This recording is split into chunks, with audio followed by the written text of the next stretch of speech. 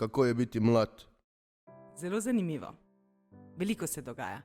Končuješ šolanje, iščeš službo, oddaljiš se z nekaterimi prijatelji, seliš se na svoje. Veliko je druženja in zabave. Do neke mere si še brezskrben, a hkrati opazuješ kolege in vrstnike, ki so že kaj dosegli. Sprašuješ se, ali je za nekatere stvari že prepozno, koliko je še možnosti za izboljšave in poprave napak. Ja, mladost naj bi bila lepa in brezskrbna, pa ni vedno tako. Pri meni so se že zelo zgodaj pojavile težave v družini in ni mi bilo fajn. Počutila sem se grozno. Z nikomer se nisem mogla pogovoriti. Ni bilo možnosti, ne priložnosti. Bilo me je sram. Nihče mi ni povedal, zakaj se to dogaja. Velikokrat se mi je zdelo, da sem jaz vzrok za prepire in težave staršev. Kako lahko starši najbolje prispevajo k zdravemu razvoju otroka? Dragi starši, vedite, da imate zelo pomembno vlogo in ste ključni za zdrav razvoj svojega otroka. Vaša ljubezen, podpora in pravilni nasveti nam zelo pomagajo, da samozavestno in odgovorno stopamo v življenju naprej.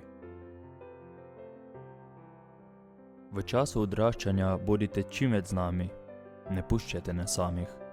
Pogovarjajte, smejte in igrajte se z nami. Spoštujte nas, dajte nam priložnost, da tudi mi povemo svoje mnenje. Pokažite, pa tudi povejte, da nas imate neizmerno radi, če tudi kdaj kako ušpičimo. Ali ste vedeli, da so vsakodnevni objemi eden najboljših načinov, da ostanemo zdravi?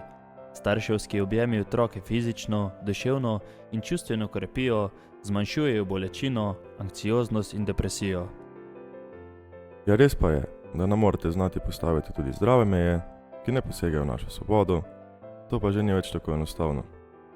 Vedite, da vas imamo neizmerno radi, da ste naš vzor, navdih, naš svet in zato si želimo, da tudi vi pazite na svoje zdravje in nas učite, kako biti najboljša različica samega sebe. Kako vidite vlogo staršev v luči preprečevanja uporabe psihoaktivnih snovi? Meni bi zelo koristilo, če bi se bili ob tem doma sploh kdaj pogovarjali, pa se nismo in sem bil prepuščen samemu sebi. Zaradi problemov v družini sem večkrat posegal po nedovoljenih substancah. Ti eksperimenti pa se niso vedno dobro končali. Zdaj sem se želel o tem pogovoriti s starši, pa me nikoli nista poslušala, samo obsojala in kaznovala sta me. Verjetno nista znala in zmogla razumeti moje stiske. Če kot otrok vidi starši, ki kadijo, pijejo in uporabljajo druge nedovoljene substance, je to pač čisto nekaj vsakdanjega in tudi sam poizkusiš, ne znaš in ne zmoreš razmišljati o posledicah. Le zakaj ne bi tudi jaz, če pa lahko mami in ati? Le zakaj se o teh nevarnostih nismo več pogovarjali v šoli? To bi moralo biti na urniku vsak dan, prikazano in razloženo na preprost in nam razumljiv način. Mislim pa, da si morajo tudi starši poiskati strokovno pomoč, če otroci uporabljajo droge. Takrat gre v družini nekaj zelo narobe. Ni prav, da se obravnava samo nas otroke, staršem pa nihče ne pomaga. Kaj ste kot mali otroci najbolj pogrešali in pričakovali od staršev? Pogrešala sem ljubezen, pozornost, podporo in razumevanje. Enakovredno obravnavo z brati in sestrami. Želela sem si, da bi me poslušali in slišali. Odobravanje mojih čustev in potrpljenje z mano. Pogrešala sem zdravo prehrano in skupne dejavnosti.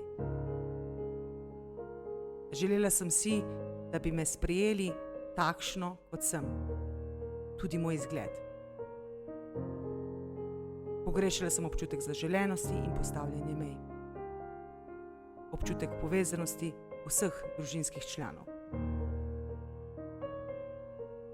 Želela sem si, da bi lahko staršem zaupala in da me ne bi obsojali. Pogrešala sem spoštovanje, objeme in več časa preživetega z očetom. Kaj bi želeli sporočiti bodočim staršem?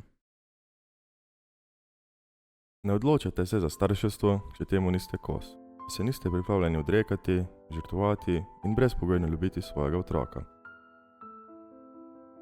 Grde in neprimerne besede nas zelo bolijo.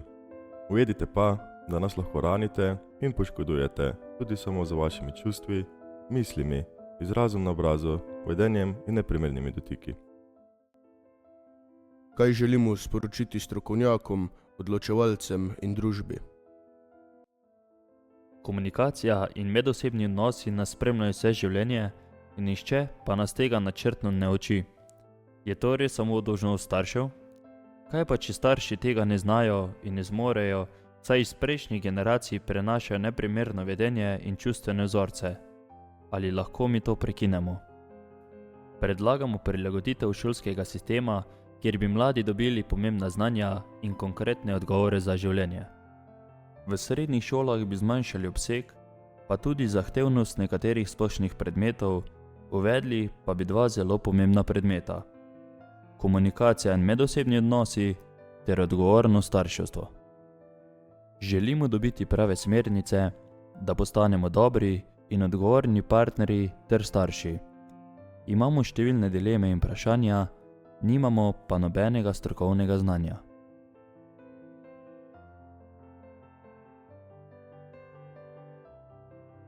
Prispevek pripravili udeleženci in mentorji programa PUMO Slovenj Gradec.